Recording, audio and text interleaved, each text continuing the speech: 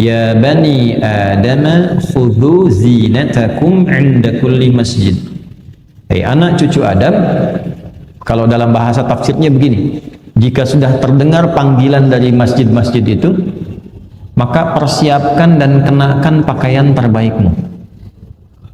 Jadi kalau mau sholat, jangan sekadarnya berpakaian. Cari pakaian-pakaian yang menurut kita paling pantas menghadap Allah. Ilustrasinya begini, walaysa kamitslihi syai'. Antum akan menghadap pada pimpinan di kantor. Panggilan khusus, yang panggilan itu boleh menyampaikan keperluan Anda. Pimpinan tertinggi. Pasti akan cari pakaian yang dirasa pantas kan? Nah sekarang yang menciptakan pimpinan kita, yang mengatur segalanya, ya penguasa semesta alam memanggil kita. Dan panggilan itu bukan sekedar menghadirkan panggilan untuk kedatangan kita, tapi disertai dengan kalimat, kamu punya masalah apa, minta dalam menghadap sholat ini, maka Allah selesaikan. Karena itu panggilan pertama sholat dalam Al-Quran yang jenisnya bentuk sholat berupa panggilan, itu di Al-Baqarah ayat 45, kalimatnya wasta'inu bis-sabri was-salah. Dan jika Anda punya persoalan dalam kehidupan, terima dulu dengan sabar, lalu datang kepada Allah minta solusi lewat sholat. Jadi begitu kita katakan ya dalam sholat itu kan diperintahkan oleh Allah wasta'inu, minta solusi.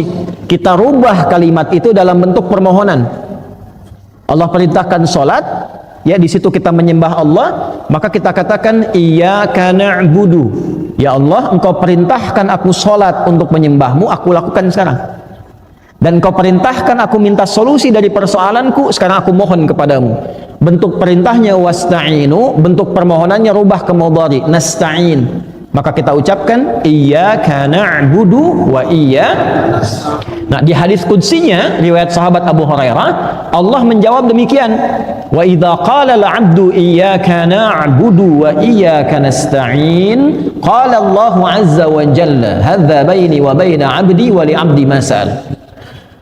Kalau sampai kita kebacaan itu mengucapkan iyyaka na'budu wa iyyaka nasta'in, maka Allah langsung menjawab. Lihat kalimatnya di hadis qudsi, ini perjanjian antara aku dengan hambaku. Kalau hambaku benar menunaikan sholat sampai kalimat ini, maka apapun yang dia minta aku kabulkan saat ini. Nah, jadi nanti ada 4 keadaan dalam sholat, boleh dicatat ini ya, 4 posisi dalam sholat itu yang menjadikan doa kita terkabul dengan cepat. Ada 4. 1 saat berdiri, 2 saat ruku', 3 saat sujud, 4 sesaat sebelum salam. Ya, yang doa Allahumma inni a'udzubika min azabi jahannam, itu kan sampai akhir, min syarri fitnatil masiihid dajjal. Itu sampai akhir kalau bisa jangan ditinggalkan. Walaupun sifatnya sunnah tapi ditekankan sekali, sangat ditekankan. Para ulama bahkan memberikan pesan kepada murid-murid, pada kerabat, pada anaknya. Bahkan ada sebagian ulama yang ketat ketika melihat ada dan mendengar satu koleganya tidak membaca itu, dia minta mengulang sholatnya. Ya, itu untuk menekankan pentingnya doa bagian akhir di situ. Ya, riwayatnya apakah sunnah atau fardu, nah itu tidak sampai informasinya, tapi dia minta mengulang. Untuk menekankan saking pentingnya doa di akhir itu. Nah dari 4 ini, yang pertama itu kalau benar kita menunaikan adabnya dari mulai akan sholat, kita siapkan lillah, cari pakaian yang bagus, yang paling layak ya, bukan mewah, yang paling pantas untuk kita bisa gunakan dengan niat menghadap Allah dengan benar. Berwudu yang benar, Quran surah ke-5 ayat yang ke-6. Ya ayyuhalladzina amanu idza kuntum ila shalah faghsilu wujuhakum wa aydiyakum ilal marafiq wamsahu ya bi ru'usikum wa arjulakum ilal ka'bain. Yang pokok ada 4. Beda antara tayammum dengan wudu. Tayammum nanti masih di ayat yang sama di ujungnya. Kalau tayammum cuma 2. Wajah dengan bagian tangan. Ya. Tapi kalau wudu pokoknya 4, rukunnya 6. Niat 4 yang pokok ini tertib. Yang ke-6, 1 niat, 4 yang pokok, wajah, tangan sampai siku, kepala, kemudian kedua kaki, 4 bagian. 1 tambah 4 5 tambah tertib 6. Jelas? Jadi nggak sama dengan tayamum. Tayamum cuma 2. Kalau airnya sedikit, usahakan yang pokok dulu yang 4. Kalau tidak mampu atau digunakan pada hajat yang lebih besar, baru tayamum. Jelas? Kita wudhu dengan baik, kenakan pakaian yang baik, lalu memulai sholat untuk menghadap Allah dan merasakan kita dipanggil, mungkin panggilan ini panggilan terakhir. Wa annahum ilaihi raji'un. Quran surah 2 ayat 46. Kalau sholatnya seperti itu, mengharap ridha Allah dan punya sifat merasa diawasi Allah, ihsan. An ta'budallaha ka'annaka tarahu fa illam takun tarahu fa innahu yarak. Kalau dia punya adab sholatnya ingin dilihat Allah, bukan ingin dilihat makhluk. Awas. Ingin dilihat makhluk, riya, disebut celaka. Fawailul lil musallin alladzina hum an salatihim sahun alladzina hum yuraun. Ada orang salat ingin dilihat makhluk. Kalau Allah sampaikan itu pasti terjadi. Ya. Imam merasa bagus suara. Dipuji oleh makmum, maghrib dipuji. Begitu Isya, setan datang tuh, liukin dikit deh. Ya. Itu awas jangan dikira jadi imam mudah.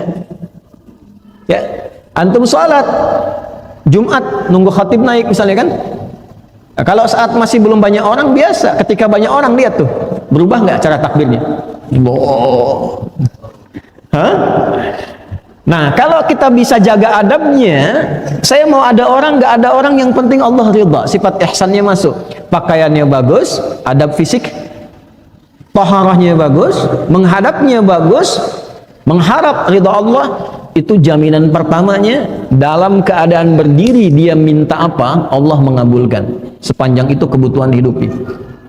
Nanti sanad ilmu untuk jawaban berdiri ini ada di Ali Imran, kalau di Quran ayat 38 sampai 39. Ya, Nabi Zakaria itu minta keturunan, padahal istrinya divonis tidak mungkin punya keturunan secara medis karena maaf monopos dan mandul. Itu mintanya saat berdiri dalam sholat.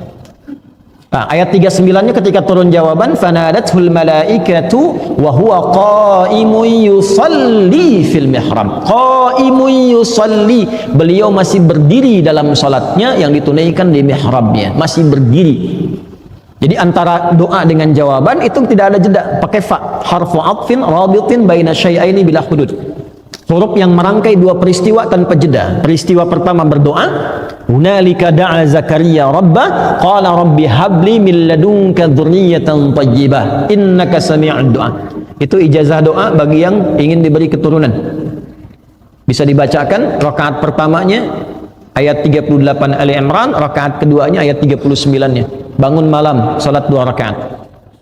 Ya, nanti doanya kalau selesai doa, bacakan Quran surah 19 Maryam ayat 1 sampai 15. Kalau belum hafal, buka mushaf. Amalan hartanya Quran surah 21 ayat 89 sampai 90, rajin sedekah. 3 amalan. Ya, ini dari Quran langsung petunjuknya untuk bisa diizinkan oleh Allah ya, dan diberikan kelapangan mendapatkan keturunan. Nah, itu dipanjatkan dalam sholat dengan adab, berkahnya dapat.